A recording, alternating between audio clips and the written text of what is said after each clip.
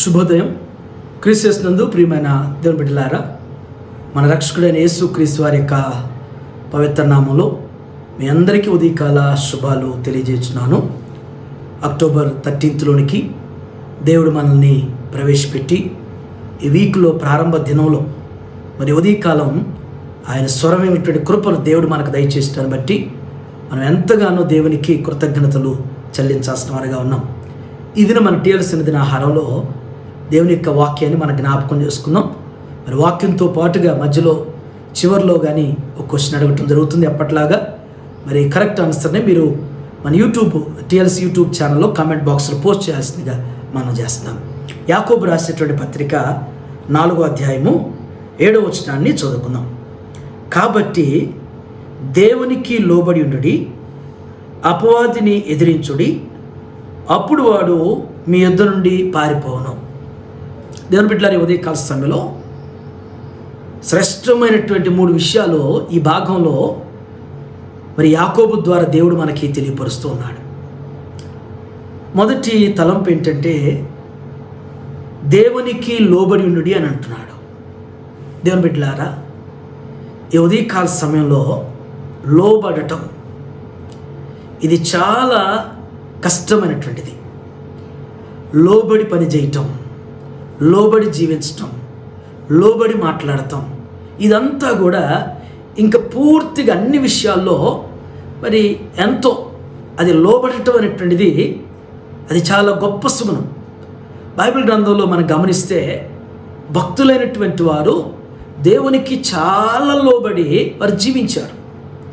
నోవాహు కానీ, అబ్రహాము కానీ, ఇస్సాకు కానీ, యోబు కానీ, దావీదు కానీ, మరి సొలొమోను కానీ, మరి నూతన నిబంధనలో అనేకులు మరి అపోస్తలులైనటువంటి వారు అందరూ కూడా దేవునికి లోబడ్డారు. లోబడటం అంటే మనం ఏదో వంగి అలా కాదు, లేకపోతే ఎలా ఏదో అని కాదు. లోబడటం అంటే ఏంటంటే మన ఇష్టం అంటూ ఏం లేదు, కానీ దేవుని యొక్క వాక్యం ఏం చెప్తుందో, వాక్యమైనటువంటి దేవుడు ఏం చేయాలని చెప్తున్నాడో, ఎలా ఉండాలని చెప్తున్నాడో, ఏది అనుసరించాలని చెప్తున్నాడో వాక్యానుసారంగా మనం జీవించటమే లోబడి ఉండటం.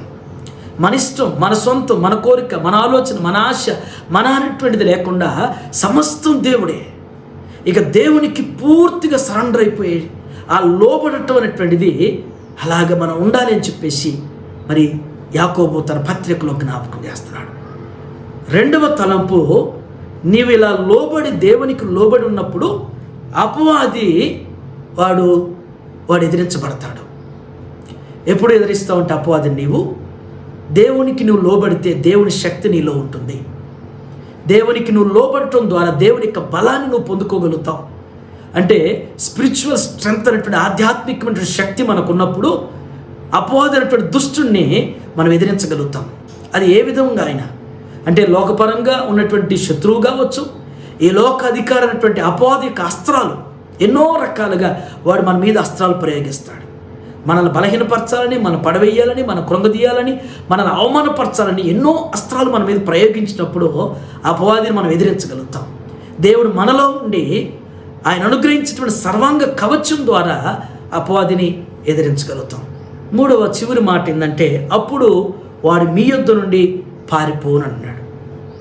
మన దగ్గర ఆ సర్వాంగ కవచం అనేటువంటిది వాక్యానుసారంగా మనం కలిగినప్పుడు, వాక్యానుసారంగా మనం జీవించున్నప్పుడు మన దగ్గర దుష్టుడు ఉండలేడు, మన సహవాసంలో దుష్టుడు ఉండలేడు, మన సమీపంగా అపవాదైనటువంటి వాడు దుష్టుడైనటువంటి వాడు ఉండలేడు. వాడు ఏకారికి మన దగ్గర ఉండలేక పారిపోతాడు. వాడికి ఎప్పుడు ఉండాలనిపించింది అంటే వాడి యొక్క క్రియలు ఎవరిలో నెరవేర్చబడుతున్నాయో, వాడి యొక్క అస్త్రాలు ఎవరిలో పనిచేస్తున్నాయో, ఏ స్థలంలో పనిచేస్తున్నాయో అక్కడ ఉంటాడు. ఒకవేళ ఈ రోజున మన నుండి దూరం వెళ్ళిపోతున్నా కానీ, లేకపోతే మన నుంచి కాదని వెళ్ళిపోతున్నా కానీ, ఒకవేళ అపవాది వారిలో పనిచేస్తున్నాడేమో. మీరు గమనిస్తే 12 మంది శిష్యుల్లో ఇస్కరియోతు యూద ఉండగలిగాడా? ప్రభుతో పాటు ఉండగలిగాడా? ఏకాడికి అపవాది అయినటువంటి వాడు యూదాలో ప్రవేశించడాన్ని బట్టి, యూదాలో ఉండటాన్ని బట్టి ఎప్పుడు కూడా ధనార్జన కలిగినటువంటి వాడుగా, ధన ప్రేక్ష కలిగినటువంటి వాడుగా బయటే ఉన్నటువంటి పరిస్థితి ఉంటుంది. ఈ ఉదయకాల సమయంలో దేవునికి లోబడుతూ అపవాదిని ఎదిరించేవారుగా, అపవాది మన దగ్గర నుంచి పారిపోయేటువంటి వాడుగా, వాడి కుయుక్తులన్నిటి నుంచి కూడా పారిపోయేటువంటి వాడుగా దేవుడు మనల్ని బలపరుస్తూ ఈ వీక్ ప్రారంభంలో అట్టి శక్తిని దేవుడు మనకు అనుగ్రహిస్తూ వ్యక్తిగతంగా, కుటుంబ పరంగా, మరి బిడ్డల పరంగా అన్ని విషయాల్లో కూడా దేవుడు అట్టి కృపతో, అట్టి శక్తితో మనల్ని స్థిరపరుస్తూ, బలపరుస్తూ ముందుకు నడిపించునుగాక. ఆమేన్. ఈ దిన మన క్వశ్చన్ ఏంటంటే, ఈ యాకోబు ఎవరు? ఈ పత్రిక రాసినటువంటి యాకోబు ఎవరు? ఈ ఆన్సర్ని మీరు మన కామెంట్ బాక్స్లో మీరు పోస్ట్ చేయాల్సిందే మనం చేస్తున్నాం. ప్రార్థన చేసుకుందాం. మమ్మల్ని మిక్కిలిగా ప్రేమించిన మా ప్రియ పరలోకపు తండ్రి, మీ పరిశుద్ధ పాదాలకు వందనాలు.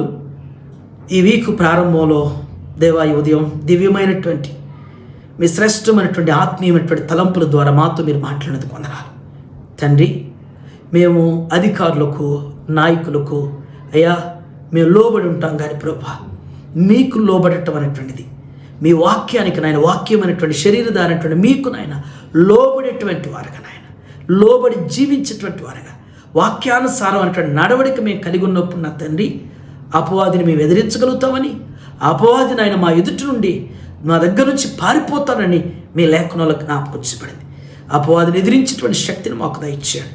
దుష్టుడు పన్నాంగా ఎదిరించేటువంటి వారుగా నా ప్రభా, మీరు అనుగ్రహించినటువంటి సర్వాంగ కవచాన్ని మేము ధరించుకుని ప్రభా అయ్యా, మరి వ్యక్తిగతంగా, కుటుంబాల పరంగా, బిడ్డల పరంగా నా తండ్రి దుష్టుడు యొక్క కనుచూపు లేకుండా ప్రభా ఎదిరించేటువంటి శక్తిని మేము పొందుకుని సాగుటకు మీ కృప దయచేయండి.